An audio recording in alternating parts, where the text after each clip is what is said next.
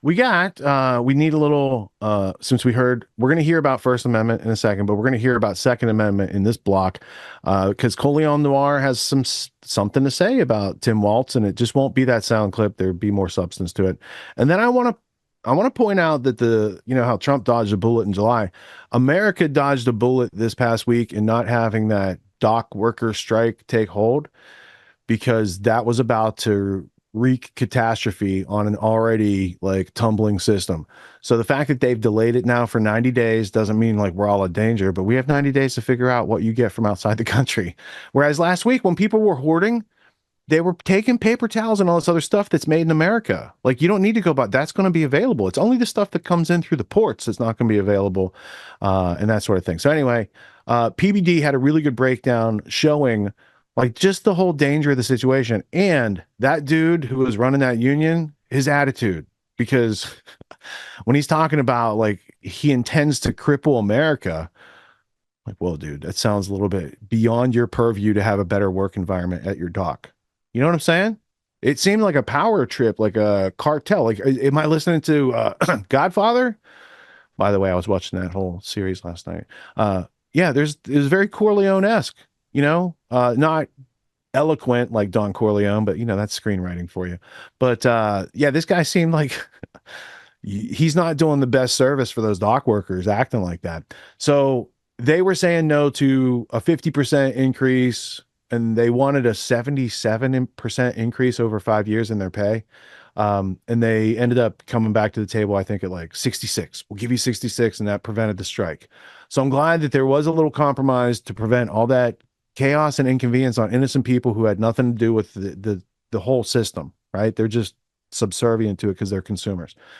But what PBD is pointing out, I think, goes a long way to show like this isn't the only situation. It could be like some other, it could be rail workers. It could be, there's any number of other vulnerable points in the system right now. So the massive U.S. port strike, you're going to hear what it would be like to be in an alternate reality where that really happened. But thankfully in this reality, with the Mandela effect in it, that's how you know you're in the real reality. You have the Mandela effect in that one. So that's how you know you're all lined up. In this one, PBD is going to tell you what would have been the future had that happened. And then we'll switch gears and get to like the Kamala news, probably. I've become friends with school shooters. I've become friends with school shooters. So we just had the vice presidential debate, and yeah, they talked about guns a little bit. So what I'm going to do in this video is I'm going to debunk Tim Walz's response to these gun questions, because there's a lot to unpack here. So let's jump into it. To the CBS News vice presidential debate. We want to turn now to America's gun violence epidemic. The leading cause of death for children and teens in America is by firearms. Senator Vance, you oppose most gun legislation that Democrats claim would curb gun violence. You oppose red flag gun laws and legislation to ban certain semi-automatic rifles, including AR-15s. So let me ask you, earlier this year, for the first time, the parents of a school shooter were convicted of involuntary manslaughter and sentenced to 10 years in prison. Do you think holding parents responsible could curb mass shootings? All right, let's start with this claim that gun violence is the leading cause of death for children and teens. This is a loaded stat that gets thrown around quite a bit. But here's the deal. What they don't tell you is that this stat lumps 18 and 19-year-olds who are involved in gang violence. Not exactly children in the way that you're imagining it. It is a convenient way to inflate the numbers to push a narrative. If we're talking about actual kids, young children, the leading cause of deaths are things like accidents, medical conditions, and other factors, not firearms. But they twist the stat to make it seem like school shootings are happening on every corner every single day. America doesn't have some overarching gun violence epidemic. We've got over 300 million people in this country and 400 million guns in this country, but the majority of gun deaths are self-deletions, not murders. Once you take out those, you're left with around 10 to 15,000 homicides every year. And most of those, a vast majority, are happening in inner cities through gang and drug violence, not in suburban schools or playgrounds. So no, there's not this massive epidemic of children getting gunned down on a regular. What we have are different issues that need real solutions, like mental health care and addressing the root causes of urban violence instead of focusing on guns. Well, I think all the parents watching tonight, this is your biggest nightmare. Look, I got a 17-year-old, and he witnessed a shooting at a community center playing volleyball. Those things don't leave you. As a member of Congress, I sat in my office surrounded by dozens of the Sandy Hook parents, and they were looking at my 7-year-old picture on the wall. Their 7-year-old were dead, and they were asking us to do something. And look, I'm a hunter. I own firearms. The vice president is. We understand that the Second Amendment is there, but our first responsibility is to our kids to figure this out. In Minnesota, we've enacted enhanced red flag laws, enhanced background checks, and we can start to get data. But here's the problem. If we really want to solve this, we've got folks that won't allow research to be even done on gun violence. And this idea that we should just live with it, here's what I do think, that this is a good start to the conversation. I 100% believe that Senator Vance hates it when these kids, it's abhorrent and it breaks your heart. I agree with that. But that's not far enough when we know there are things that work. I've spent time in Finland and seen some Finnish schools. They don't have this happen, even though they have a high gun ownership rate in the country. There are reasonable things that we can do to make a difference. It's not infringing on your Second Amendment. And the idea to have some of these weapons out there, it just doesn't make any sense. Kamala Harris, as an attorney general, worked on this issue. She knows that it's there. No one's trying to scaremonger and say we're taking your guns, but I ask all of you out there, do you want your schools hardened to look like a fort? Is that what we have to go? When we know there's countries around the world that their children aren't practicing these types of drills. They're being kids. We owe it to them to get a fix. These are things that shouldn't be that difficult. You can still keep your firearms, and we can make a difference. Anytime somebody leads with their hunter credentials to act like they support the Second Amendment, you know they are spewing nonsense. The Second Amendment isn't about hunting. It's about protecting your right to self-defense and preventing tyranny. So when someone tries to justify their stance on gun control by saying, I own guns, I hunt, just know they're either ignorant of what the Second Amendment is really about, or they don't actually support it in its full capacity, which is the case here with Tim Walz. Owning a gun doesn't automatically make you a defender of the Second Amendment. First of all, you were the governor of Minnesota. You had no choice. That was the only way you were going to get into position. But you really didn't truly believe in the Second Amendment, which is why you spent 20 years teaching in China.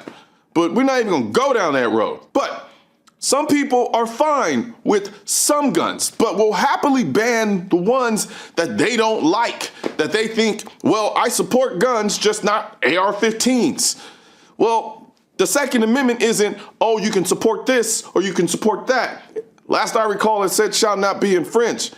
But you clearly don't seem to understand that that's not how rights work. The Second Amendment covers all firearms, handguns, rifles, you name it. Then there's the claim that infringing on rights will somehow solve gun violence. Spoiler alert, it won't.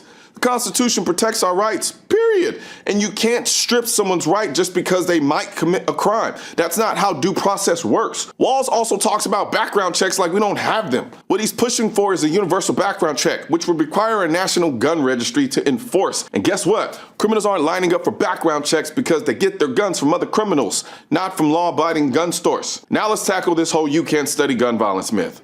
What Walz is referring to is the Dickey Amendment, which stops federal funds from being used to push gun control through biased research. That doesn't mean you can't study gun violence. It just means you can't use taxpayer money to create anti-gun propaganda disguised as research. Did a whole video on this. And the idea that we shouldn't fortify schools because it makes them look like forts? Are you kidding me? So let me get this straight. You see, he didn't say we don't want to fortify schools because they don't work. He said, we don't want to fortify schools because we don't want them to look like forts. So you're more worried about the aesthetics of a school, which would prove to actually make a difference, But when it comes to actually infringing on constitutional rights, you're all willy-nilly, oh, we can infringe on constitutional rights, even though the thing that we're infringing on and proposing to infringe isn't going to actually make a difference. I want you to keep in mind, most school shootings are committed with handguns, not AR-15s. So unless they're ready to admit they want to ban all guns, their argument doesn't hold water. In Finland, nice try, but the schools in Israel look like forts, and they're not having the same issues. The truth is, Waltz and his buddies know what works, but won't push it because it doesn't fit their narrative. Then there's the Kamala Harris bit. As Attorney General, she tried to ban handguns in San Francisco. We've got the receipts. San Francisco voters passed what could become the nation's strictest gun ban, outlawing not only the sale of guns and ammunition within city limits, but requiring just about everyone who isn't a cop, security guard, or active military to surrender their handguns to police by April 1st. She's on record trying to ban guns, and she supports mandatory buybacks. So when Wall says no one is trying to take your guns, just know he's lying. We've literally got her saying this on camera. You previously opposed an assault weapons ban, but only later in your political career did you change your position. Why? Yeah, I sat in that office with those Sandy Hook parents. I've become friends with school shooters. I've seen it. Look, the NRA, I was an NRA guy for a long time. They used to teach gun safety. I'm of an age where my shotgun was in my car so I could pheasant hunt after football practice. That's not where we live today. And several things I want to mention on this is, talking about cities and where it's at, the number one where the most firearm deaths happen in Minnesota are rural suicides. And we have an epidemic of children getting guns and shooting themselves. And so we have, and we should look at all of the issues, making sure folks have health care and all that, but I want to be very careful. This idea of stigmatizing mental health, just because you have a mental health issue doesn't mean you're violent. And I think what we end up doing is we start looking for a scapegoat. Sometimes it just is the guns. It's just the guns, and there are things that you can do about it. But I do think that this is one, and I think this is a healthy conversation. I think there's a capacity to find solutions on this that work, protect Second Amendment, protect our children. That's our priority. Did Tim Walsh just say he became friends with school shooters? Now, I'm going to give him the benefit of the doubt here and assume he misspoke, but come on, that's one hell of a Freudian slip. You really can't walk that one back. And let's be honest, that slip says a lot about where your head is at. Who casually throws out a line like that during a debate? Imagine being at a dinner party with this guy. Oh, this is Tim. He's friends with school shooters. No big deal. If that's your idea of a social circle, Tim, I've got some serious questions for you. Maybe consult your other friends before making gun policy decisions. Now let's get back to the facts. Waltz conveniently leaves out that the Sandy Hook shooter stole the guns from his parents. So someone explained to me how a universal background check would have prevented that. Spoiler alert, it wouldn't. And while they focus on banning so-called assault weapons, the majority of mass shootings are committed with handguns. So after they ban AR-15s, are they going to come for the handguns next? Waltz says times have changed, and that's exactly why we should strengthen the Second Amendment, not weaken it. Crime, mental health issues, and instability have all increased, and people need to protect themselves more than ever. His arguments work against him. He's trying to paint a picture where we need less freedom, but he's actually proving why we need to defend our rights even harder. Let's also touch on this whole self-deletion thing. Funny how anti-gun folk never mention it until the gun community forced them to acknowledge the stat that over 60% of gun deaths are self-deletions. Now they want to act like they care about it, flipping the script to push their agenda. But here's the reality. Self-deletions is a mental health issue, not a gun issue. If guns were the problem, we'd be leading the world in self-deletions, but we're not. Countries with strict gun control laws have higher self-deletion rates. So clearly, it's not the guns, it's about mental health. And then there's the idea of stigmatizing mental health when it comes to gun ownership. That's a slippery slope. And then there's the idea of stigmatizing mental health when it comes to gun ownership. Well, that's a slippery slope. Just because someone has anxiety or depression doesn't mean they're violent or shouldn't own guns. The solution isn't to ban guns from anyone with a mental health condition. It's to fix the mental health system. But anti-gunners don't want real solutions. They want restrictions. Waltz even hints at it. It's just the guns. That's his entire solution. Ban the guns and call it a day. But as you can see, when you dig deeper, you'll see their end goal is to ban all guns, not just the ones they don't like today. Waltz may sit up there and look like an old grandpa from Minnesota and try to fool you with this whole I'm a hunter bit and not support the Second Amendment, but we need reasonable bullshit. I know exactly who this guy is. And he ain't fooling me, he ain't fooling none of us in the gun community, but he's fooling a lot of you out there, and y'all don't know the facts. And I just laid them out there for you. So it's either you pay attention to this or have your rights stripped. I ain't gonna do with that. But for the people out there who are gonna go out there and vote, just make sure when you go out there and vote, you have the proper attire on, because it's not only election season, but it's hoodie season. And we all love hoodie season, right? So, if you were worried about inflation, here's another event that could cause prices to go up. And what that is the East Coast port strike. First time ever possibly since 1977. We're talking about an association with 85,000 members, the International Longshoremen's Association. This is the North American's largest longshoremen's union, about to strike after midnight tonight. I'm shooting it on Monday tonight. Let me tell you why this is important to you. Here's what they're asking for. Of these 85,000 members, roughly 45,000 of the workers are involved. They're asking for a 77% raise for the next 6 years. This is 36 ports. Roughly 43% of all U.S. imports pass through these ports. This is the first time they may be going through a strike since 1977. And they're worried because automation could lead to job reductions by 15 to 30%. And you should know about this. You know why? Here's a number for you. Watch this. Port of New York and New Jersey handles $240 billion of annual goods. A strike just in one of these ports could cost $641 million in one of the ports. The one in Virginia could cost $600 million a day. We're going to talk about that today.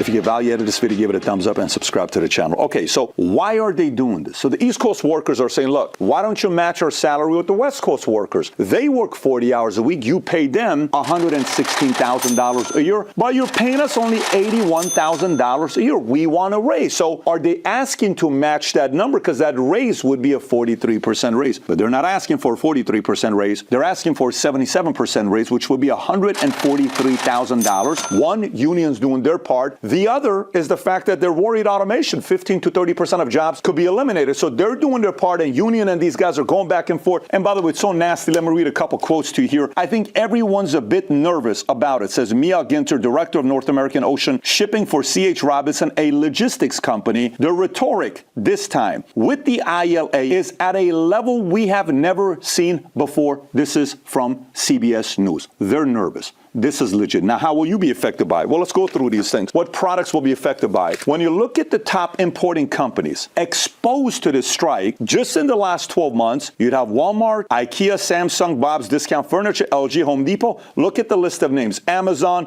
General Motors, Michelin, Heineken, Pepsi. Then, if you go to the different ports, this one's New York and New Jersey. GM, Globus, LG, Samsung, again, Heineken, Continental Tire, Volkswagen, IKEA. You see the names. You may shop at these places. The one in Virginia, Walmart, IKEA, QVC. You got Ace Hardware, Dr. Pepper, 7-Up, Home Depot. These are things you and I buy. This is the one at Savannah. Savannah, you'll see again Walmart. You'll see again Hyundai, IKEA, LG, Electronics. A lot of the similar names. Amazon again. You know, this next one is Houston. People are being affected by it. Now, product-wise, what will be affected? What's going to go up if these guys continue? So in a couple of these places, when we look at this, perishable items at risk. Bananas, 25% of the nation's bananas move through ports that could go on strike. 25% of the bananas. Cherries, other perishable fruits, transported affected through these ports. Imported alcohol, wine, beer, hard liquor, raw materials, cocoa, sugar, non-perishable items, furniture, appliances. Port of Baltimore handles the large volume of auto imports in the U.S., a critical point for the auto industry. Exemptions and exceptions are military cargo. The union has pledged to continue handling military shipments even during the strike. All right, while this is going on, Pete Buttigieg and Julie Su have urged negotiations, but Biden-Kamala Harris administration has ruled out invoking the Taft-Hartley Act, which is from the 40s. You know what that is? That's when the union, they're like, hey, you're trying to take advantage of these companies and the employers. You're forcing employers, put them in a bad situation. You guys better come back to work or else you lose your benefits. They're not going to want to do that right now. You know why? Because of a couple things. One, what has been the economy dealing with the last 2 years that a guy named Jerome Powell just lowered the rates by half a basis point a week and a half ago? You know why? To kind of mess with the inflation. Says, guys, can we lower the interest rate? Oh my God, thank you for this half a basis point. Stock market's going back up. No one's talking about inflation anymore until this year.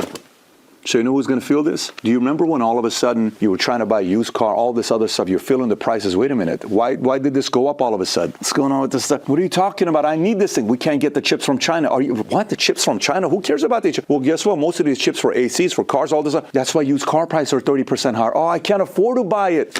If this happens to you, the next 35 days, you know what's going on in 35 days? It's this thing called election, November 5th. And if we're talking about just one of the ports, $600 million a day, that's the one in Virginia. And the other one is $641 million a day. Just the two of them together is $1.2 billion a day. That's 2 out of 36 ports. Do $1.2 billion over the next 35 days.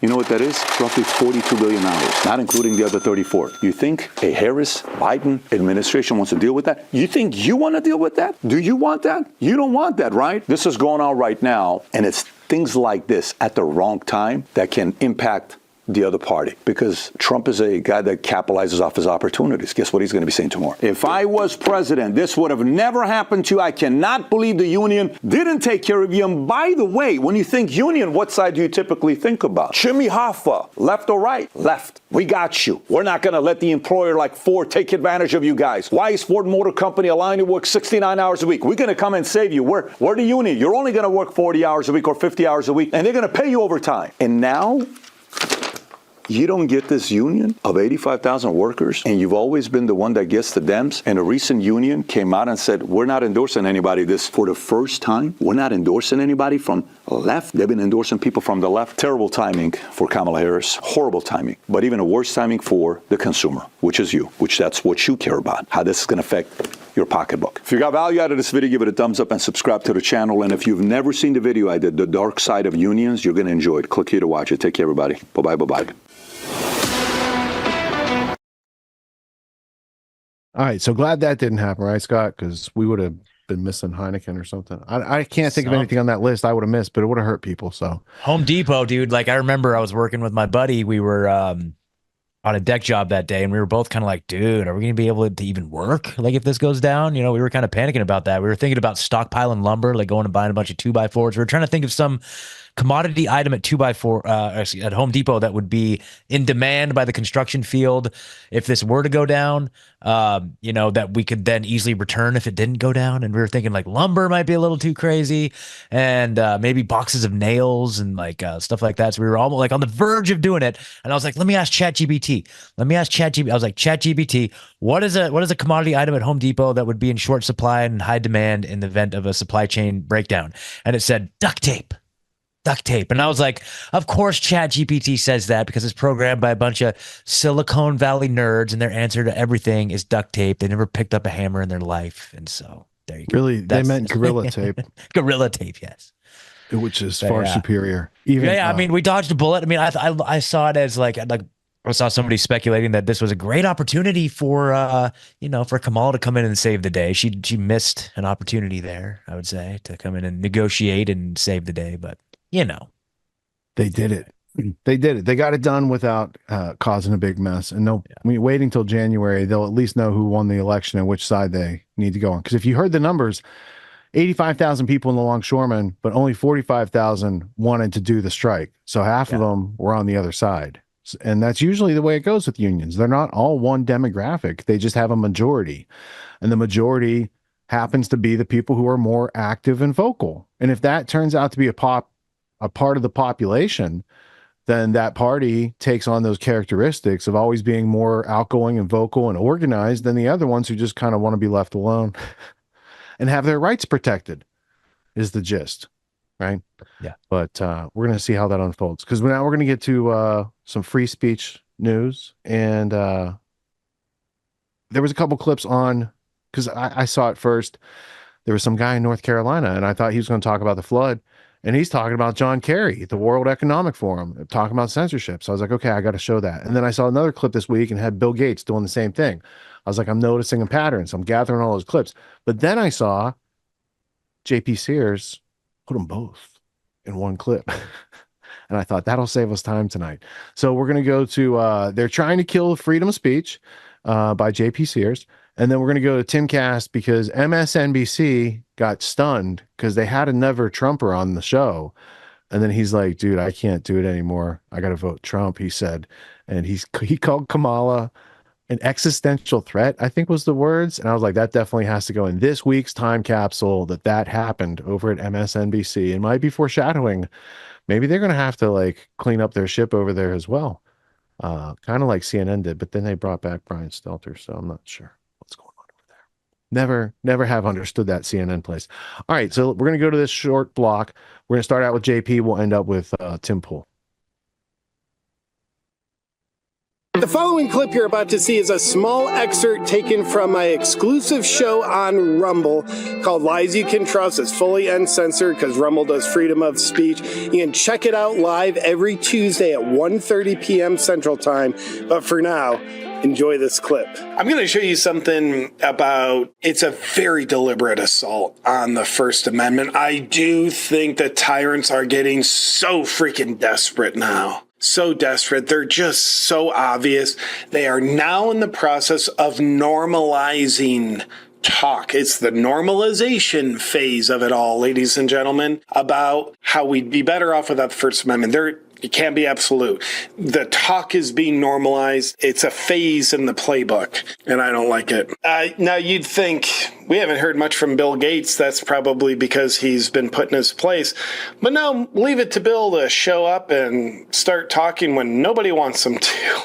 Dear Lord. This is the first in a small series of clips I'm going to show you of the left openly assaulting our First Amendment. And by the way, I love the Jimmy Dore's text on this. A billionaire who makes huge money off vaccines wants to take away your free speech if you criticize his product. That's like if I, got legislation passed, if you criticize the shirts I sell, oh, you don't like this design? That's against the law. That's disinformation. That's violence. You're saying words that might compel people not to get this shirt. They're like, your shirt's killing people. Well, I don't care. This is what evil looks like. The devil isn't going to appear with horns, but a crew neck, sweater, and glasses on a nerd. And Wokeness says this.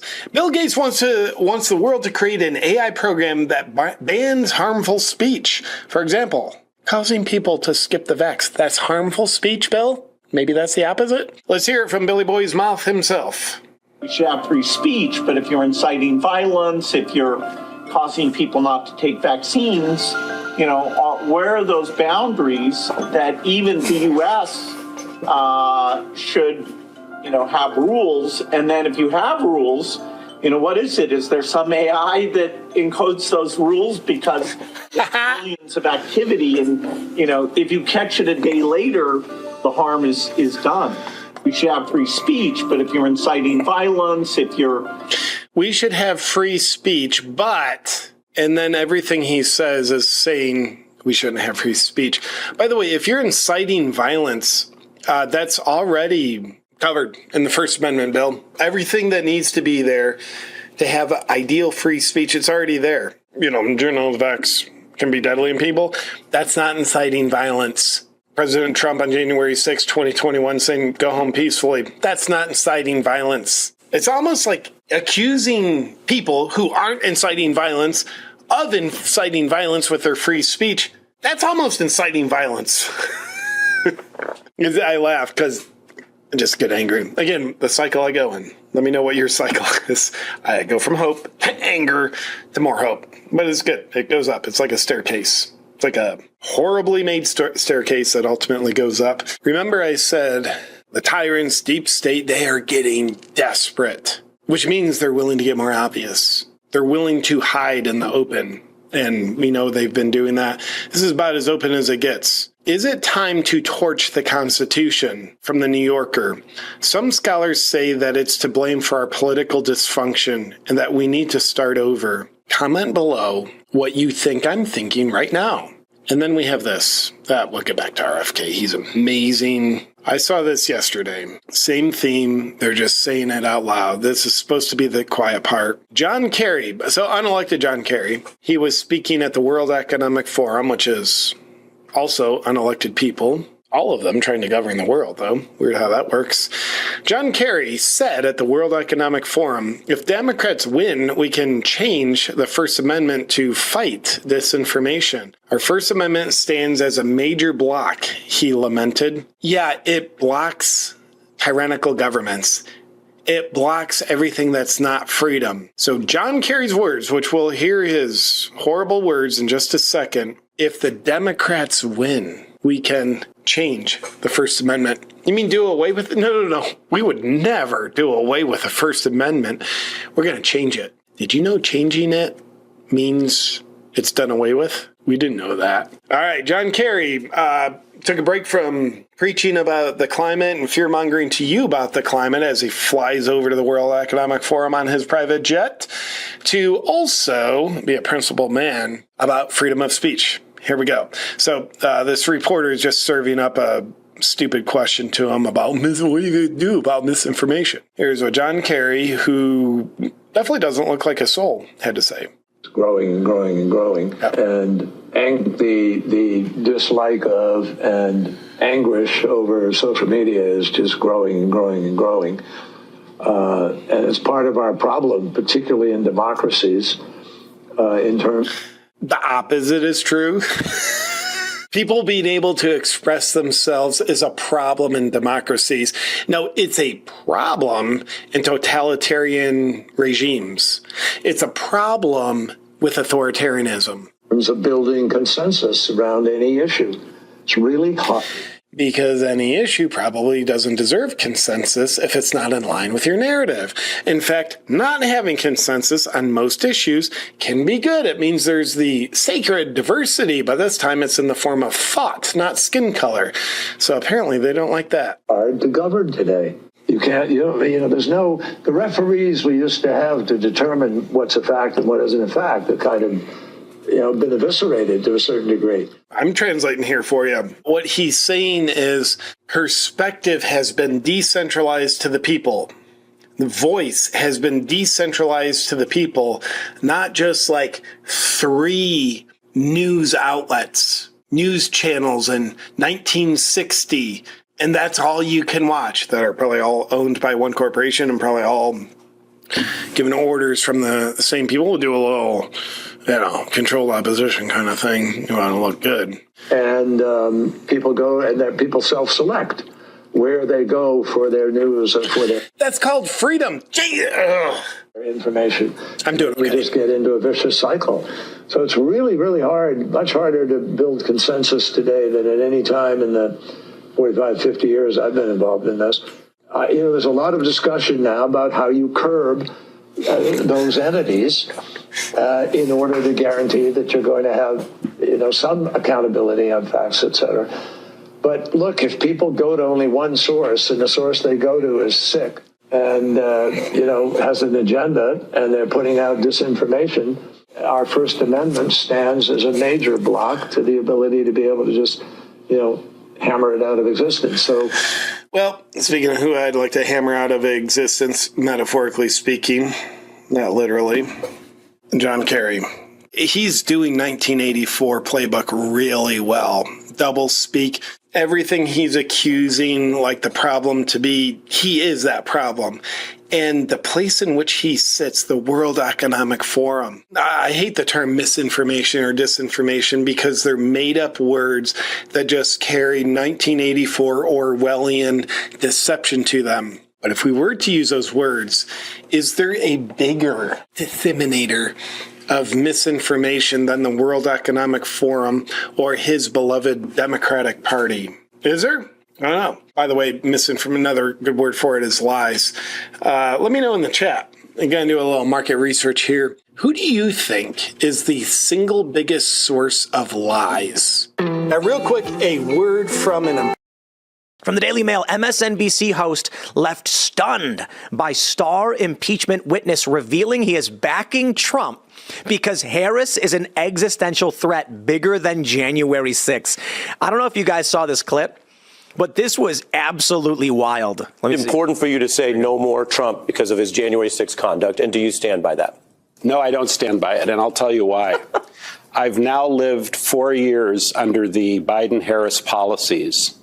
And I have to say that those policies are not only becoming an existential threat to our country's way of life, but to our allies as well. So when you, and Ambassador, this is, I'll let you finish, but this is so striking. You said it was a no for me after that. I did. And here we are right now. I did. And you're saying it's a yes for you. It is a yes for me. Wow. It is an absolute yes for me. That is how badly the Biden-Harris team have prosecuted their job. But the whole point you seem to be making was that January 6th and that kind of attack on democracy is bigger than any policy. But I am seeing so many attacks on democracy that eclipse January 6th. So I want to ask Sarah. If you want to ask me what those are, I'm happy. Well, I'm going to go Sarah in the back. See you but this is, I appreciate Kamala Harris why she flip-flopped on 16 things. Look, I appreciate everyone being here. Sarah, I'm curious your reaction to someone who, like you, has participated, and I say that positively, Ambassador. You, as a government official, were asked to testify, and you did. And then you drew a line at Jan 6. And then, Sarah, we see this with certain people, and I say it respectfully, who say that, he's at the table with you, and then tell us years later, never mind. Can you explain that, and what's your response to that? A couple things I want to hit real quick. First, Kamala Harris, I think we should give her grace that she can moderate her positions. If J.D. Vance can go from calling Trump... Okay, blah, blah, blah. This is incredible. Sondland, do you guys remember his testimony? Yeah. This was when we had the dual split-screen realities, where there were... I can't remember who posted it. It was like a gym, and they had two different channels on, and they both said the opposite. Sondland confirms quid pro quo. Sondland says no quid pro quo. Either way... MSNBC has a guy on who's like, I said Trump is a no for me. Imagine the narrative they ran. This is a backfiring of all backfirings. They said January 6th was an existential threat, a threat to democracy. They paraded around these people who said I could never vote for Trump because of this. And Kamala Harris was so bad that they're like, I didn't think the bar could get any lower, but it did. And now I'm definitely voting for Trump. That basically is, it's taking all of the most extreme rhetoric of J6 and now telling the country, remember all of the scary things he told you? That's actually better. You're better off under that than Kamala Harris. Amazing. It is amazing. And I think, Sondland should be commended for publicly stating this. I think it would have been very easy for a lot of people who had sort of said one thing to then kind of disappear into the background and never address it. I think it's good to have people say, like, I maybe was critical of Donald Trump at one point, but this crisis, the crisis we are facing right now under the Biden-Harris administration, is so bad that we cannot pretend it's not an attack on democracy, that people are not suffering because of this. It's obviously funny to watch the MSNBC host be like, stop talking, Sarah, you tell me something else. Because I think there is this expectation that once you have walked away from the Conservative Party or the Republicans or whatever, that you were never going to go back. And that's why right now the Kamala Harris administration is like, we got Dick Cheney, look at all these great Republicans. Like Adam Kinzinger spoke at our convention. Oh, dude, the debate.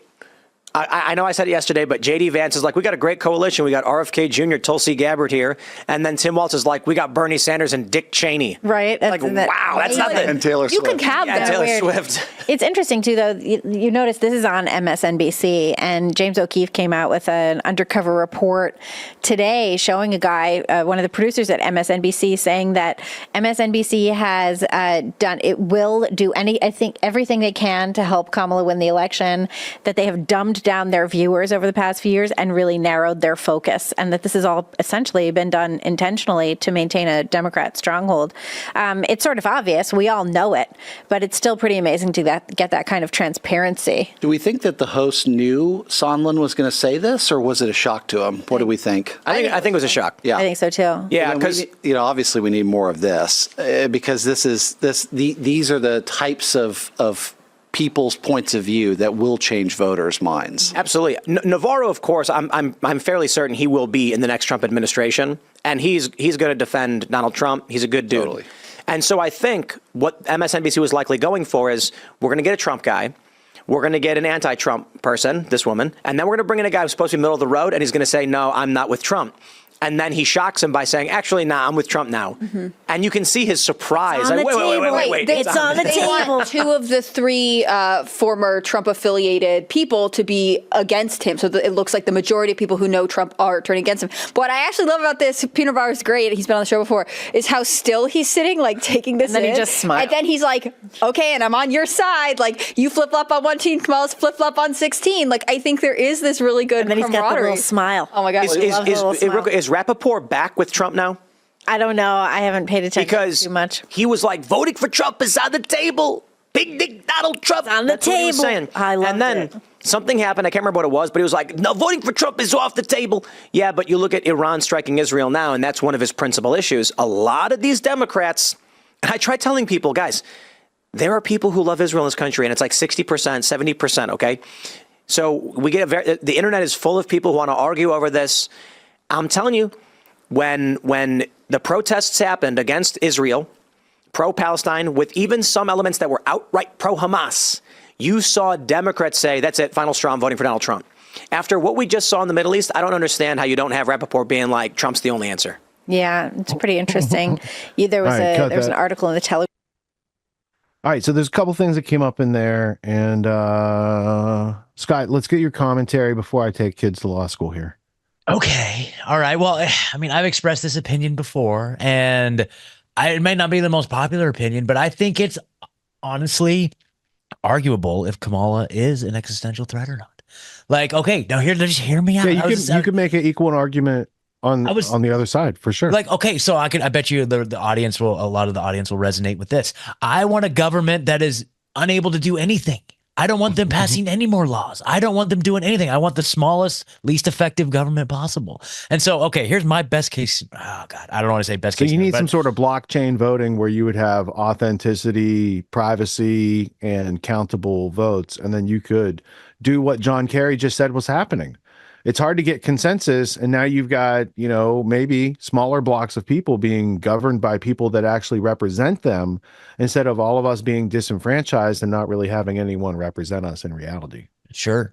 I mean, okay, so I think with the Trump, Vance, Israel ticket, I think we're going to see an escalation of World War III. And if let's say you have Kamala, and this is just in my head, Kamala with like a Republican House and Senate and Supreme Court, the government will be in a stalemate. They won't be able to do anything. In fact, they probably get more, gun rights in that situation like we saw over the last 4 years. So I don't know. Man. I mean, under the Biden administration, the United States has sent a lot of armaments to Ukraine and Israel, right? That's true. And you could make a connection between those two conflicts and the people who want to see those conflicts and those people displaced to get more mineral rights. Does Ukraine have like $1 trillion in lithium that they're sitting on or something also, in addition to maybe North Carolina? I don't know. We might have to look deeper than what they tell us on mainstream news channels. I'm being somewhat facetious here, but you know what I'm saying? It's like it's just, I don't know, man. Like I said last week, it's like, honestly, I'm just going to keep crushing no matter what. But although I will point out that as soon as you know that Dick Cheney is on your side, you're on the losing side. I'll tell you that right now. Yeah. I mean, that is for sure. I had made some joke about that earlier before the show, and I thought I should remember that. And I don't. But what I do have for you, I'll boomerang it. I'll figure it out. Right. What I do have for you is JP was bringing out the discussion of, New Yorker said, is it time to burn the Constitution? Right? People want the Constitution to be dead. Well, I believe in compromise sometimes. And I think I can meet you halfway because the Constitution is a dead document. And this is a debate that goes on in our society. My reference would be, I'll tell a story like this. In 2004, after witnessing what I saw on 9/11 and then becoming a whistleblower a couple years later, I had questions, and there were only two candidates to really vote for in that election. It was a Skull and Bones brother called George W. Bush, and there was a Skull and Bones brother called John Kerry, Forbes Kerry, of the Forbes opium smuggling family of the Eastern establishment Boston Brahmins realm. So, neither one of those is a good use of my voting capability. So I was looking and I was open to what else is out there. I was watching, I believe, C-SPAN, I don't watch it often back then, but I was watching it. And I saw a presidential debate of not Bush and Kerry, but two other guys, a guy from the Libertarian Party and a guy from the Green Party. And funny how they don't let them all debate together on the same stage. So anyway, I watched this one guy. He was called Michael Badnarik, and he made a lot of sense. And what he was laying out as a libertarian presidential candidate made so much more sense and was so non-contradictory that I was like, I know it's not going to like be a winning vote, but I'm voting for this guy.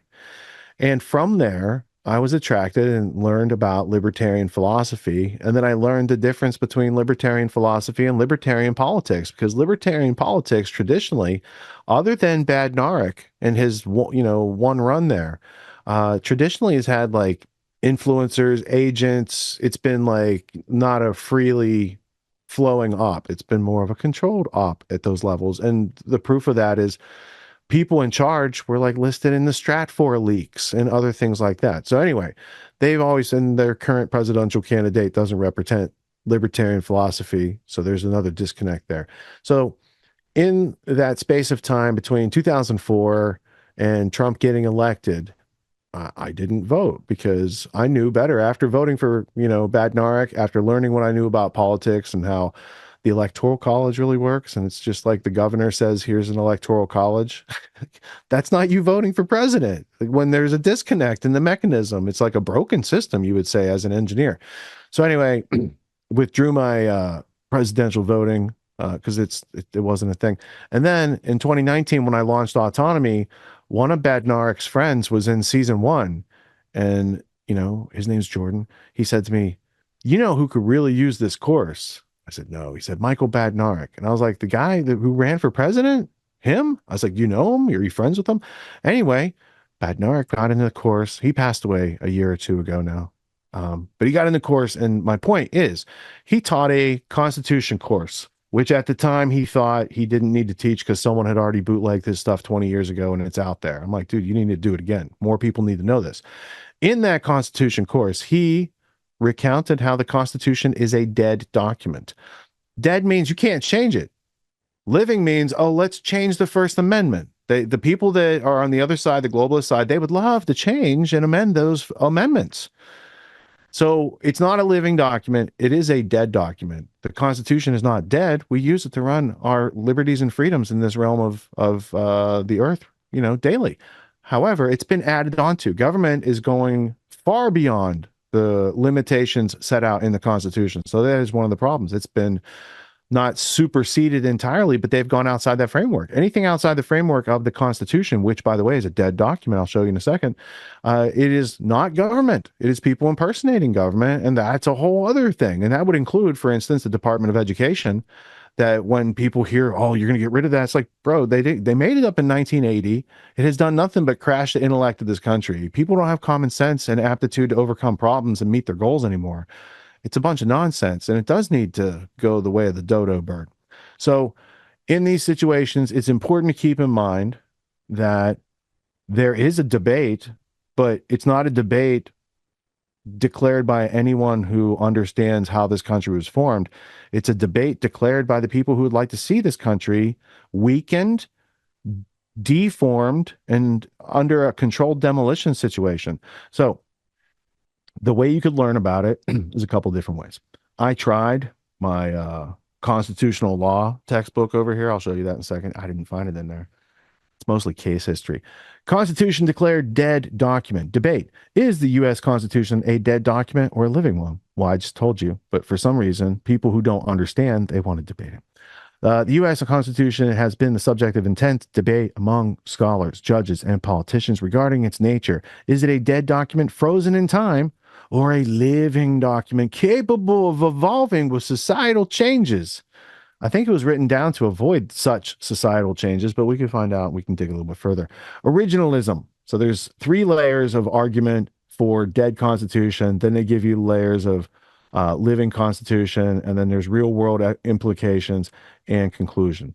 But in Michael Badnarik's Constitution class, which I think we should just add to the Grand Theft World community for members, because the people who are actively supporting, I think they deserve a higher level of education, and that's something we produced in the autonomy course. So I think we should have access and capability to put it in the library for the members.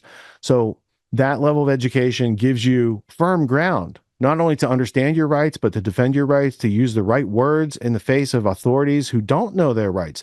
Like, you know, the stuff that you saw earlier with Jeremy Kauffman demonstrating intellectual self-defense in the face of the Fibby guys, right? Fidelity, bravery, and integrity is what FBI was formed around, right?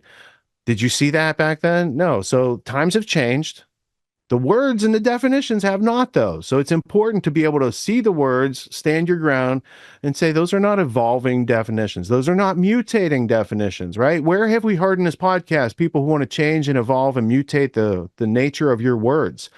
That's a form of control by a sophisticated and intellectual opposition that you should respect and you should become knowledgeable upon, like of their existence and what they're doing. Otherwise, it's going to continue to take away your freedom. Speaking of which, let's go over here. I'm going to move my mic a little bit for this trick. All right. So if I go over here to the book cam and I go into this giant book, I mean, this is constitutional law. All right. So we're going to go in there and we're going to look up something called freedom of speech, because that's what we were talking about in those clips, right? Those guys, Bill Gates, John Kerry, billionaire type dudes. Well, John Kerry's wife is rich. That's why he has the Heinz ketchup fortune to fly around on sometimes. Let's go to page 1572, and we're going to look at this little section called freedom of expression, because that is a First Amendment type of deal. All right, now, there are many flavors. Let me see if I can get it focused for you. Look at this amateur job. You'd think this is a podcast or something, not some expensive university course. All right, freedom of association. We have a lot of freedoms. Freedom of assembly. But this is freedom of expression, and that kind of covers some First Amendment type stuff as well. There's absolutism, advocacy, bad tendency, bar admissions, boycotts, captive audiences. That's interesting. Child, look at that. They got a whole section on something that's very popular today with politicians and Hollywood producers and actors. Clear and present danger doctrine, commercial speech, compelled disclosure. Let me go over here into this column. We got lots of freedoms under freedom of speech. It looks like if they they could make this book considerably smaller if they just got rid of it, right? The Hatch Act, I think, was just mentioned. Is that even on screen? The Hatch Act? Yeah, there you go. So there's a whole bunch of layers. You even get over into self-governance. You have a right to self-govern. You didn't know that, right? They got pages on that in here. So freedom of speech is something that takes up many of these 1,500 and some pages in this constitutional law textbook. So, and just for those of you playing at home, this textbook is written by people who are on the left, University of Chicago and Georgetown. So it is not like something to reinforce some beliefs predetermined that I have. I just got who are the people who are the most renowned people at the time to have a textbook of that. And that's how I got a little self-education. Once upon a time, read stuff like that, because you got to know what's going on with your rights, how to defend them. And then Badnerik's course is, it's a paramount offering. You're not going to find anything like that in any university in this country. But if universities want to continue to exist in a place called America, they might want to teach people about their rights. I think you're doing a real disservice to people if you know about their rights and you're not helping to educate them as an educational institution. I think those universities probably have this textbook in their library someplace, right, Scott? So it's like the people running the game, they know, hey, it would be really useful if we gave these people this knowledge, but then they're like, but look, it would like deplete our profiteering off their ignorance. They don't want you to know your rights, so they can tell you stuff. We're going to see some clips where people are going to be like threatened with arrest. Go ahead in those cases. If you know what you're doing and you know the limitations and you know that's just a human being, in that case, panicked and wearing a costume telling you can't go save your son, what would you do as a father? I would imagine like you'd have to be pretty spineless to be like, I mean, you would. If you lost your cool, they could arrest you on the spot in the clip we're going to see. But as soon as you're 15 feet in the air, man, give them the bird. go do your thing. So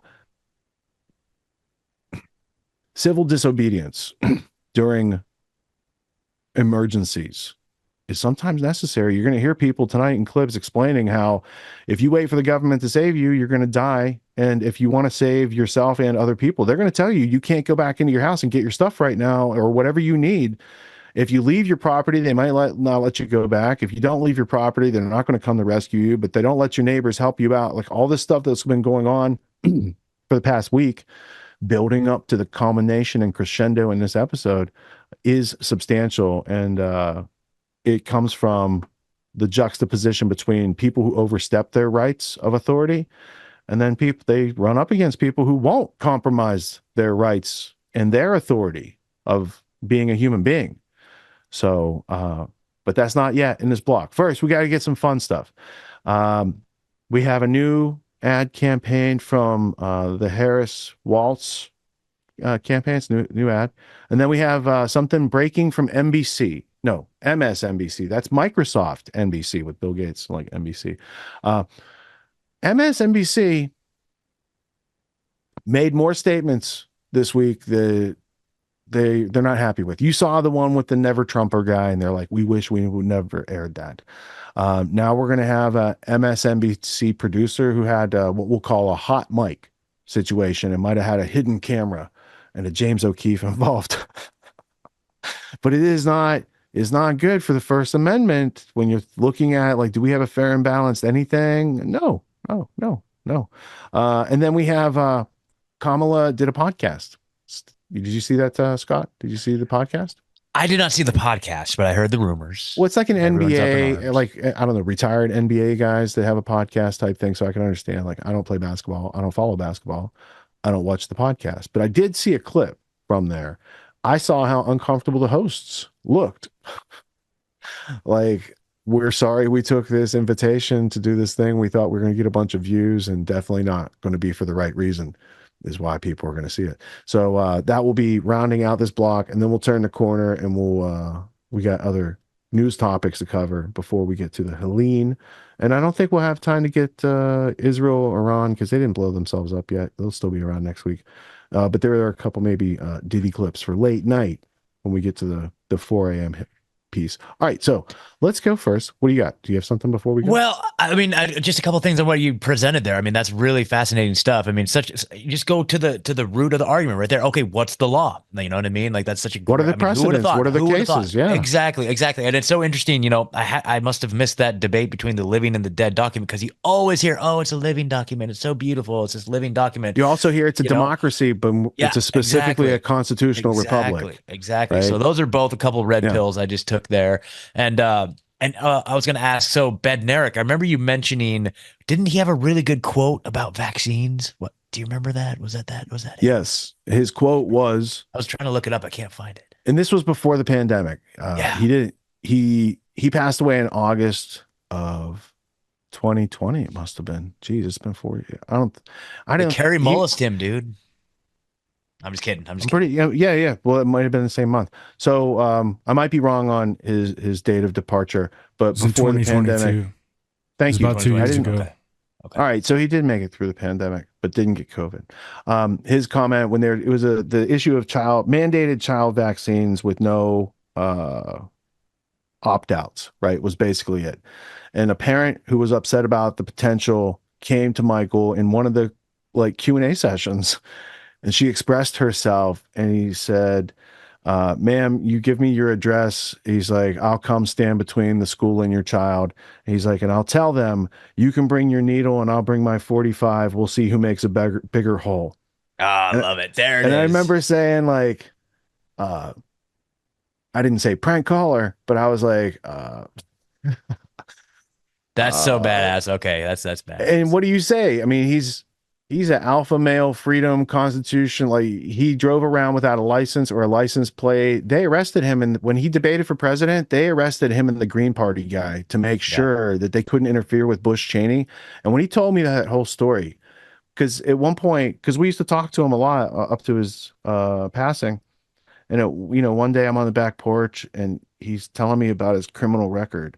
And I would have never imagined that this dude had I don't have a criminal record. And he does. That's one thing that was I was like, you have a criminal record? What'd you get arrested for? He's like, I got arrested as a presidential candidate.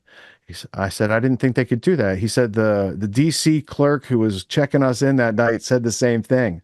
And I said, well, what happened? He said, well, they didn't get to the debate, but they were able to get out of the jail situation basically by talking to people. Because when he's like, what you're doing is illegal, and he explained it all to them, and then they're all like, yeah, this is kind of weird that you guys are presidential candidates and you're supposed to be up there debating right now, but you're down here in this DC dungeon being processed like regular people, right? And so, I mean, Michael always told me that running for president was the worst thing he ever did in his life. I can't even imagine. Well, you have to appreciate, like, Michael Badnarik was a polymath, genius level IQ type dude who found it intolerable to suffer idiots. And I agree, man, it's a built up skill set. It's not easy, but he wrote computer programs that ran the Diablo Canyon nuclear plant. He did a whole bunch of crazy, like, smart people stuff throughout his career. And then, like, the whole libertarian thing, especially because it's like a rigged game. And so he went out and tried his hardest and believed in the system, and like the good message can win. And then he's in a DC dungeon. You know what I'm saying? And he's like, from there, he changed his tune. And I have to say, like, his observations were astute and accurate, and they're ongoing in the situations that we suffer under, because we know that neither right nor left side is like the most qualified person to be our leader as 300 million people. Yeah. I could name 5 Democrats and I can name 5 on the Republican side and be like, hey, how about these people? They are reasonable. They're even keeled. I used to say, I think, what was it, before the 2020 election, I said I'd vote for Jocko and Tulsi. I said they both have like even keel military experience to deal with foreign policy. They both are like people who are of their ilk, seem to be more informed and more curious to understand, with less predispositions and less lobby money and all this stuff. And the fact that when they did that nuclear fake test of the whole thing where it was her district that got panicked, those people thought their world was ending in like 30 minutes. Yep. They went through near-death experiences, and they don't do that to people that they're not looking to F with, right? Mm-hmm. So there's a lot going on out there, and it's not going to be like the 30-second news clip you see on mainstream media, because you will get only fragmented mindset out of that, not understanding. So this whole program here is defragging, right? This is defragging our hard drives, leaving us with coherent file structure so we understand the chain of causality from A to B, and now we can navigate life a lot more safely. But that's going to begin after we see this new Kamala Harris ad. It says, I think it's like ad number 5, maybe, from her campaign out there. And then we will go to O'Keefe uncovering MSNBC, just to get a little levity before we go to Hurricane Land. Let's check it out. When Joe and I opened the border, flooding America with tens of millions of illegal aliens, we thought voters would think we were kind and generous.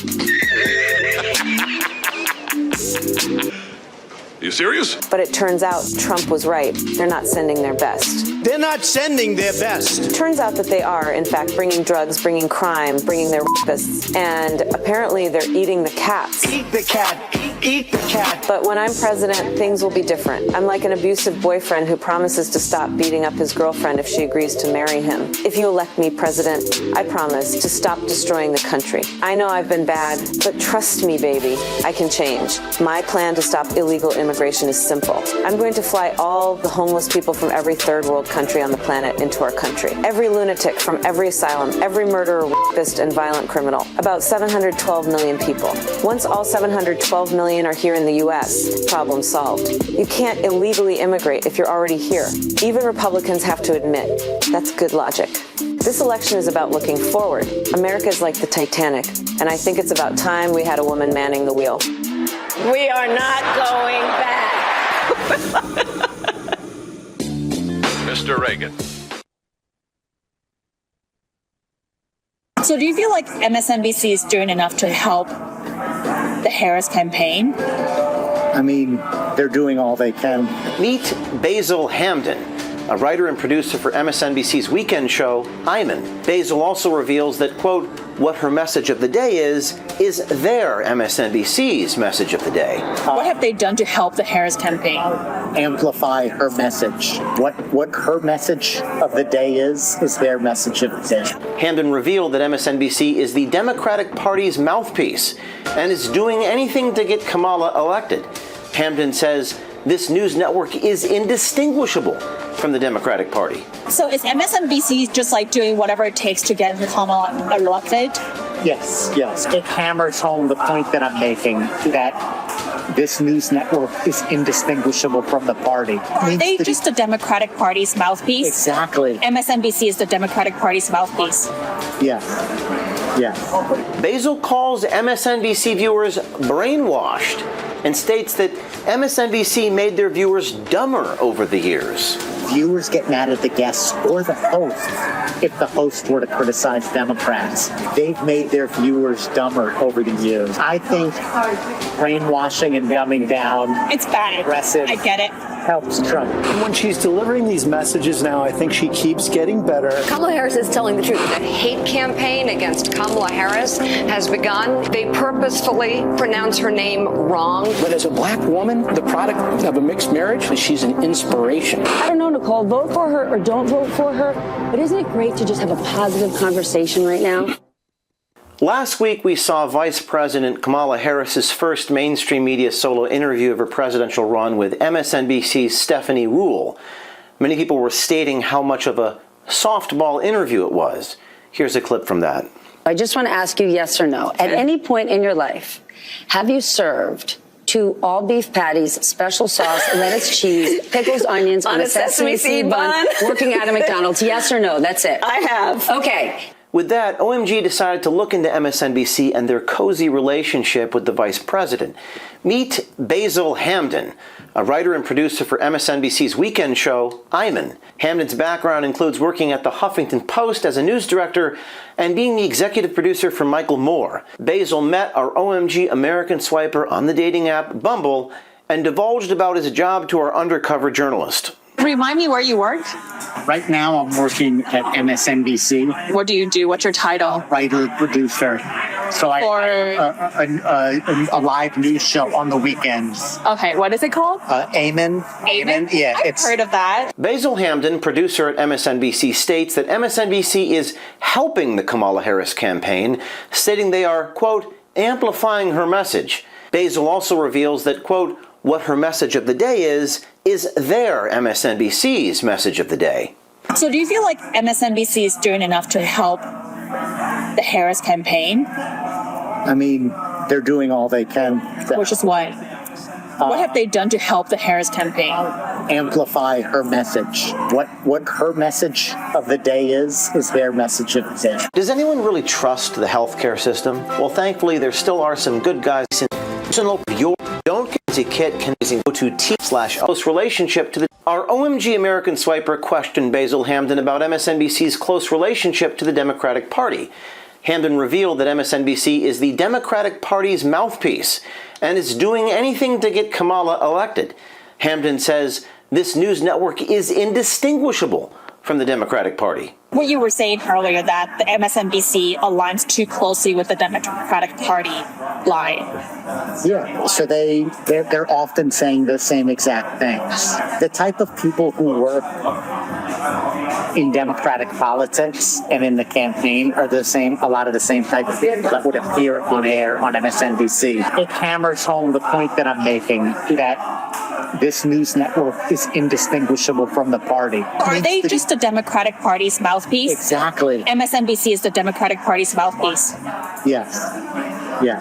So is MSNBC just like doing whatever it takes to get Kamala elected? Yes. Even if there are like clear contradictions that would potentially alienate some of the viewers? Yes, but unfortunately... That's bad journalism, right? It is, but unfortunately, they've made their viewers dumber over the years. Fortunately, they're not brainwashing people with racist propaganda like Fox, but particularly post-Trump, from Trump on, they've really narrowed their audience's mind to the point where even when guests go on their show to criticize Democrats, people get mad at the guests. It begs the question, why isn't MSNBC's motto, "The network indistinguishable from the Democratic Party"? Per Basil Hamden, MSNBC is nothing more than a network that is solely based on helping the Democratic candidate, Kamala Harris. Just this week, MSNBC panelist Eddie Glaude stated Kamala Harris has to win. And if she doesn't, our young children in America will have the threat of being bombed at school because of Donald Trump. We got to come out and try to figure out how to turn out in large historic numbers, because we got to keep this troglodyte out of office. Because if he comes in, our babies are going to be in danger. Because remember, those young children are going to grow up with the memory of having to not go to school for the threat of bombs. When she needs to bust him in his mouth. I'm saying it like that because he's dangerous. He's dangerous to particular people. These are very peculiar people that are at MSNBC. Basil Hamden, producer at MSNBC, dives even further into how MSNBC hosts and guests are so in sync, they will finish each other's sentences. Do you feel like MSNBC doesn't necessarily tell the truth? I think they do from their perspective, yeah. They do. But from like an objective standpoint? It's very partisan Democrat. Their problem, and I think they would have a bigger audience, it would be if they were less tied to the Democratic Party itself. They should be progressive. They should tell the truth from a progressive perspective, but they shouldn't be tied to a political party. How are they currently tied to the Democratic Party? They just are way too cozy with Democratic politicians. How? I can't tell. If you watch an interview with a Democratic politician, they just finish each other's sentences. The anchor and the politician are just in total agreement about everything. While investigating subjects, our OMG journalists always find that the subjects we investigate like to criticize or demean the very people they work for or entertain. Basil Hamden is no exception. Basil calls MSNBC viewers brainwashed and states that MSNBC made their viewers dumber over the years. Doesn't sound like they believe in their product. They've made their viewers dumber over the years. Viewers get mad at the guests or the hosts if the hosts were to criticize Democrats. Because they're so brainwashed. Yes. Into thinking that the Democratic Party can do no wrong. Not that they can't do any wrong. It's maybe they can do wrong. I just don't want to hear about it. Don't say it out loud, because if you say it out loud, it helps Trump. I think brainwashing and dumbing down, it's bad. Aggressive. I get it. Helps Trump. Well, here we go. The market has plunged again. The writing is on the wall. It's time to take action. The elites and big banks, time. While at this meeting with our OMG American swiper, Basil Hamden, MSNBC producer, did not want other people to hear the conversation he was having with our investigative reporter, saying we shouldn't speak too loudly about the issue. What is he ashamed of? We shouldn't speak too loudly about that. Okay. Little did he know who he was talking to. As always, if you're on the inside of the mainstream media, MSNBC, ABC, CBS, CNN, we know you like us. We know you're fans of us. You just can't say it publicly. Well, guess what? It's time to step up. It's time to stand up. It's time to be brave. If you're sick of the biased news coverage, Vice President Kamala Harris doesn't do press go ahead, conferences, pause it for a second. but she will. I just had to make some observations. First off, in the O'Keefe MSNBC clip there, at what point did that guy not know he was like being interviewed, or like he thought he was on a date? But those seem like interview questions. They almost seem like interrogational questions. I'm surprised like he just blew right past any type of situational awareness.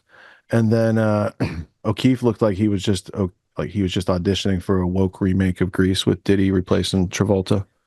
But good observations. Yeah, thank you. Yeah, again, you think they at this point have to be briefed by some PR firm, but like, look, guys, if you go on dates, you start getting these questions, like, come on, and you get just lends to the fact that they're just like on an ego trip, and they think that they're impressing their date and that they have all this power and they're on the inside and they have all these secrets. And, as a conspiracy theorist, I can relate to that. Like, it's fun, like meeting somebody for the first, oh, do you know about this? And then it's like, it feels good to like know the information that other people don't know. You know what I mean? Sometimes. So it's like, well, I don't think of you as a conspiracy theorist because I don't know any Yeah. conspiracy theories that originated from you. I would think of, especially what we do here is conspiracy analysis, because conspiracy is a very real thing in the world.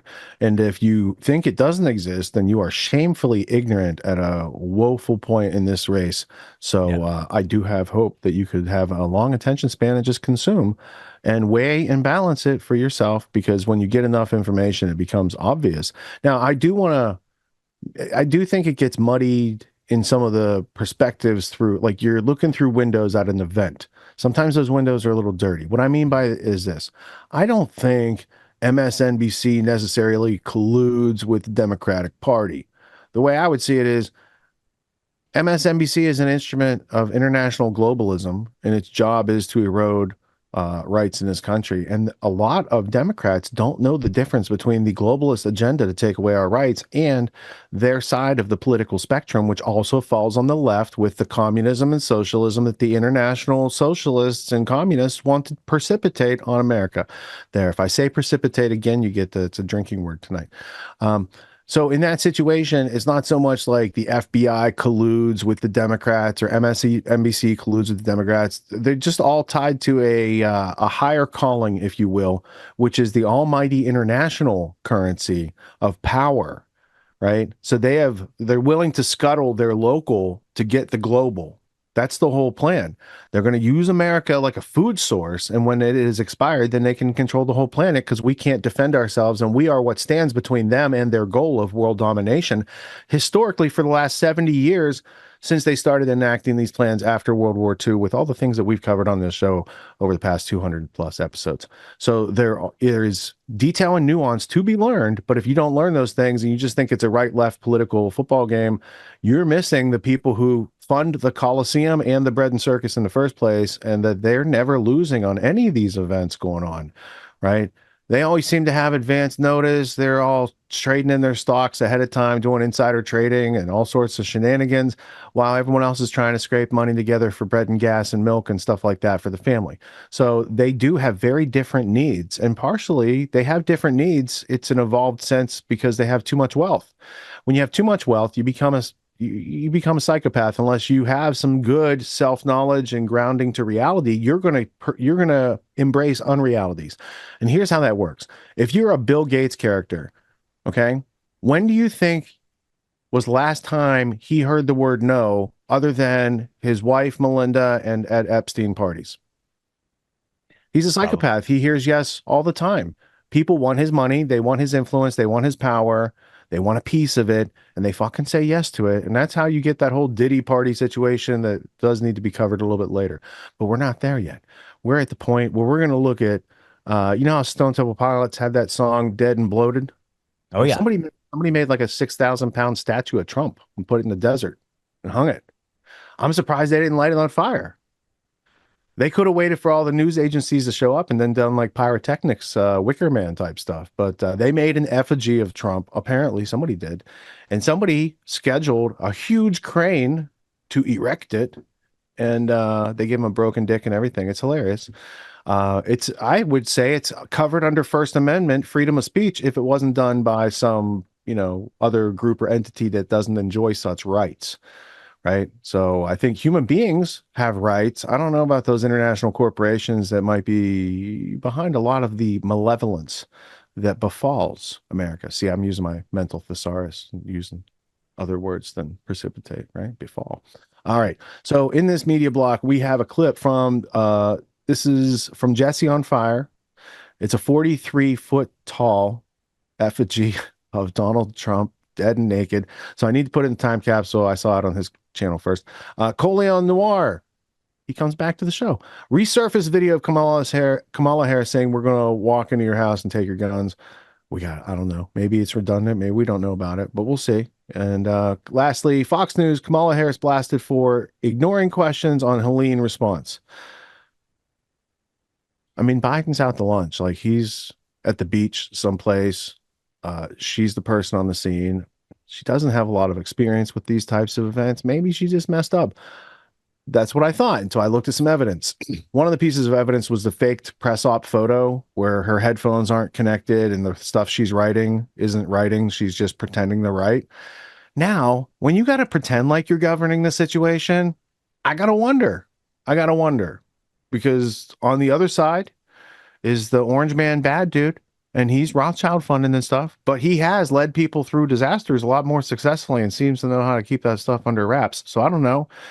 Like, I think government's doing a good job when what they do doesn't make it to me. Like, if you're living life and you can afford food and you can just focus on work and keeping your roof from leaking and the normal stuff of human beingness, that's good life. But when it's constantly the government's malice or incompetence, we don't know which, but we keep funding it. I don't know. You play stupid games, you get stupid prizes. We keep giving them more. We're going to get more of the same. I don't think the jukebox or the vending machine that they have gives out different products other than what's in there. They can't give what they don't have, and they don't have anything unless they take it from you in the first place, because the government doesn't produce anything. It just takes away from people's production and balances that out. That's called equity. Once upon a time, things didn't work like that, but we are now involved in a system that is almost wholly dependent on stealing from some people to give to other people, instead of teaching people how to be smart, industrious, have a good work ethic, work with integrity within bounds of objective ethics. And then we could all get along great and have a really nice world here. But they don't want us to get anywhere close to utopia. They're like, we're on our way to dystopia. It's the opposite place. It's the Logan's Run place, where everybody gets their life decided by a computer, which is what Bill Gates was just saying. Let's have AI head off this misinformation at the pass so he can sell more lies to people. That sounds, it's almost like a criminal saying, let's leave the vault open tonight or something like that, you know? And you like, dude, you're the bank manager. Why would you say that? That's counterintuitive to security. We always lock the vault. And he's like, nah, just this one time. Let's change it just a little bit. Wouldn't that be fun? I don't like his idea of games. That's a starting point for his mouth farts, Bill Gates. Anyway, in this block, we're going to cover Second Amendment, First Amendment, including the right to make art and the right to make fun. Let's check it out. About the populace, people who represent a very, very large group of Americans, probably the majority. You know what I mean? So that's what we're going to get into right here. And again, I will, like, obviously the Trump statue story is more sensational, but this is actually the bigger story. This is actually the bigger story. But again, this one is perfect because you will never in your entire life find a bigger double standard than this ever. Because that's really what this video is about, double standards, okay? So let's talk about this. Let's just let a journalist run you through the story about the statue in the desert, and then we're going to get into the fun part, which is what would happen if the shoe was on the other foot. For Las Vegas, it's a giant nude marionette of Trump, as Ambar Rodriguez learned who put it there, and she also learned why. Marie, it has been car after car with people trying to get a look of the art installation of former President Trump themselves. Well, News 3 was contacted by a spokesperson for the artist who wants to remain anonymous, but... Oh, I bet they do. And we're going to call, this is an artist. We're calling this an artist. You know, oh, it's an artist. You're like, an artist. Yeah, it's an artist, man. It's an artist. They literally just constructed a big, beige, naked Donald Trump. They attached a tiny, crooked dick, okay, and then hung him from a wired noose like this. That's art. We're calling that an artist. Did share some insight. Now they tell us that the piece is titled Crooked and Obscene. It is 43 feet tall, 10 feet wide marionette, weighs 6,000 pounds. It is made out of foam over rebar. The artist's spokesperson tells me the purpose is to ignite conversations, and it sure has already, with the images of the marionette going viral. Yeah, ignite a conversation like you should go to prison, artist. Okay, they've already taken 2 shots at him. Do you understand? Like, I don't know. Like, what? They've already tried to kill this dude twice. The other side, the party of gaslighters. Oh my God, they're constantly trying to incite violence if they're the MAGA people. When have the MAGA people ever done something like this? When have the MAGA people ever put something up that clearly is like, here's a version of a dead politician hanging naked exactly as they should be? Do you understand? I'm going to pose a question to you guys, and this is actually a serious one. Do you understand what would happen to, this is what that, usually when I talk about Hillary Clinton, I'm like, I preface it like, but I would have no problem with anyone sending this to Hillary Clinton because she's going to agree with me. Do you understand what would happen to the artist if they did a naked, a 6,000-pound naked statue of Hillary Clinton hanging like that, and they intentionally were mean about her body? Okay, like seriously, do you have any idea what would happen to that person? I do. Hillary Clinton is literally the last person in the history of the world that anybody who understands the way the world works would do that about. They would be lucky if all that happened is their car mysteriously crashed and, the person didn't make it. I would see a much more likely scenario being every person in their family's businesses would get bankrupted. They would audit every single person. They would put many of them in jail. And after they had taken everything from that person, then they'd get in a car accident. I mean, like they would. This would never fly. But that's because she is in the belly of the beast, and she actually has true institutional power. You don't fuck with people like her, dude. If you really understand the way the world works, you don't fuck with Hillary Clinton, man. And you certainly don't do this.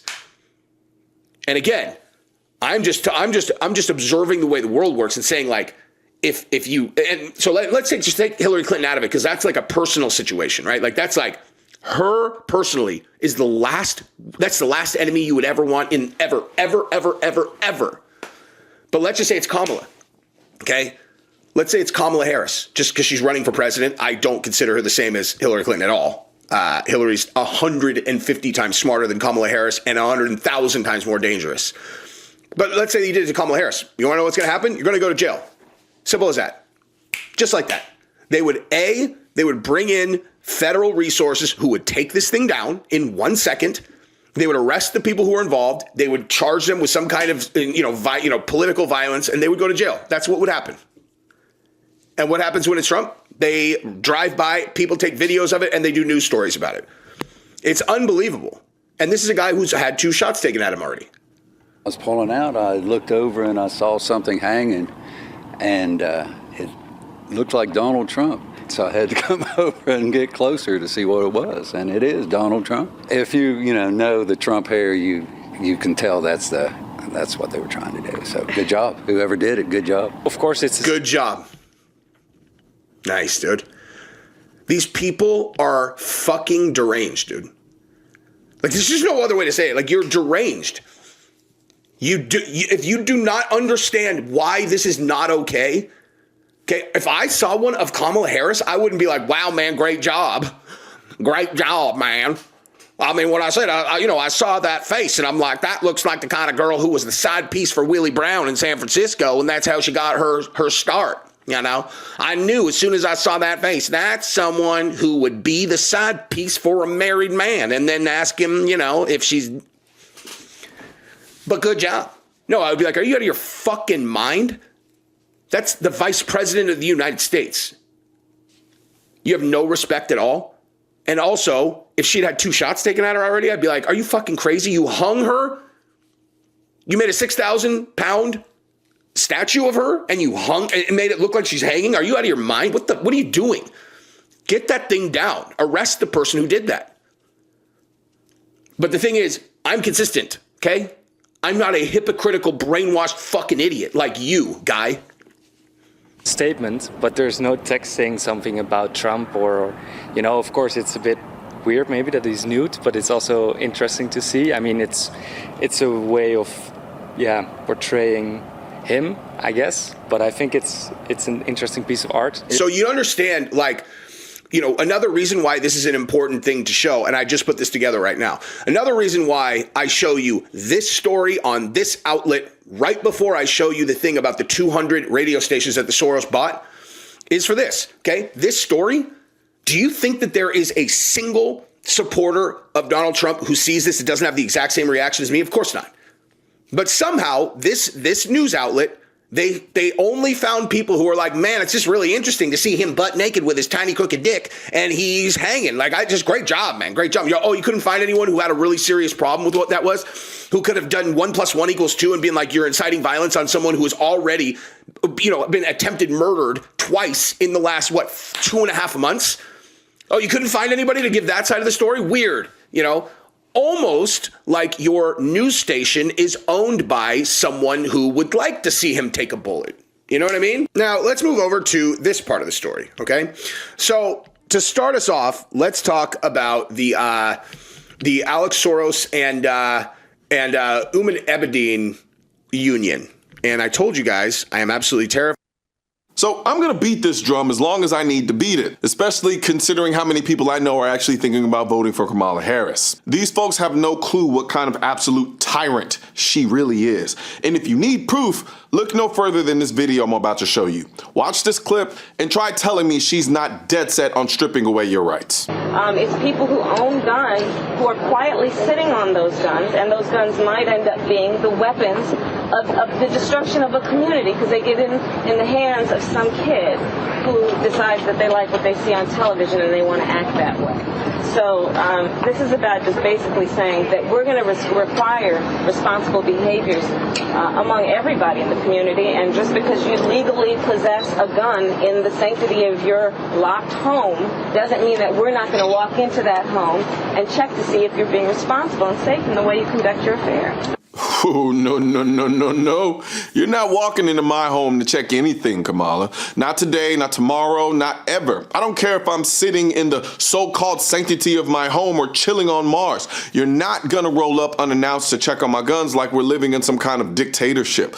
What is this, North Korea? Come on. And for those of you who don't know, this isn't just some off-the-cuff comment from her. Nah, she's been pushing for stuff like this for a long time. Let me break it down for you. You see, this video was back when Kamala was the San Francisco's district attorney. Kamala Harris helped draft legislation that essentially gave the city the power to walk into a legal gun owner's home to see if they were storing their firearms properly. And you know who signed it into law? None other than Gavin Newsom. Yes, that Gavin Newsom. San Francisco has some of the strictest anti-gun laws in the country, thanks to her. And guess what? All those laws don't seem to be stopping crime now, are they? Now, what really kills me is that she has the nerve to say, and just because you legally possess a gun in the sanctity of your locked home doesn't mean that we're not going to walk into that home and check to see if you're being responsible and safe in the way you conduct your affairs. Let me ask you something. What part of the Constitution allows this? Spoiler alert, none of it. It's illegal, unconstitutional, and straight up tyranny. This is the kind of Marxist nonsense that Kamala Harris believes in. These are her values. And speaking of Marxist nonsense, you know what else doesn't care about your budget? Criminals. But these anti-gun politicians love to nickel and dime us for everything, acting like securing our schools and neighborhoods comes cheap. Meanwhile, they're pushing laws that make it harder for us law-abiding folks to protect ourselves. Look, asking why we need money for guns is like asking why we need locks on our doors. They want to strip us of our rights while selling us some utopian fantasy that has nothing but smoke and mirrors. And that's why I stand by the statement, need money for pew-pew. It's not just about firearms, it's about preserving our freedom. And if you're wondering why oppressive regimes always go after civilian disarmament first, it's because an armed populace is a threat to tyranny. The cost of liberty has always been high, but it's one we're willing to pay. And by the way, if you agree with me on this, head over to shop.mrcoleonnoir.com and grab yourself a need money for pew pew or need money for guns shirt, hat, drinkware, or even the premium. Pew pew. All right, so production chat has alerted me. Thank you, Scott. Or maybe he's reminded me, and I shut it out of my mind. There has been an art installation of exactly what is apparently Jesse on Fire's worst fear. Hillary Clinton, naked, in effigy, in New York City. And I didn't want to click it because if the search engine sees any type of naked Hillary Clinton thing, it's probably going to feed you more stuff, and I don't go for that. But over here, this might be the artist who was responsible. I didn't dig into that to see who the artist was, but I'm pretty sure that this artist, who's a good friend for a long time, very thought-provoking art. Anthony Frida does. He may have been there having something to do with an effigy like that. I know there was probably a couple of them over the years, but did you actually see who the artist was? Because it wasn't showing up in any of the blurbs. Okay, let me. You click the link. You're already infected. Click the link. I'm in. You're infected. I'm You're already gonna have been. to clean your search history. Yeah, I have naked Hillary Clinton all over the place now. Let's see. Let me see. Now you can search it in Clip Genie and find it. Naked Hillary Clinton. Yep. I'm just trying to see who it was. I'll get back to you on that. Yeah, right on. You can phone a friend, or you do one of the other options that Regis Philbin usually offers in these situations. Yeah. Everyone's doing some kind of self-help these days, and you can find a million self-help courses out there. Most other courses out there are hosting lectures. They're hosting videos, they're maybe even doing Q&As, and these are great starting points to encourage learning. But at Autonomy, we believe that hands-on practice is the best way to really lock in what we're learning. There's no better way to gain confidence and mastery than through action. After each lecture, we practice the concepts we've learned with other students, giving and receiving feedback in a non-judgmental environment. The result is mastery of concepts like entrepreneurship, ethical sales, and self-reliance in an environment that directly translates to the real world. Plus, you make connections with other like-minded individuals who are learning right alongside you, and you have a lifetime membership in the community. The Autonomy course with Richard Grove equips you with confidence, competence, and courage in a world filled with confusion and noise. You can learn more at getautonomy.info. We'll see you there.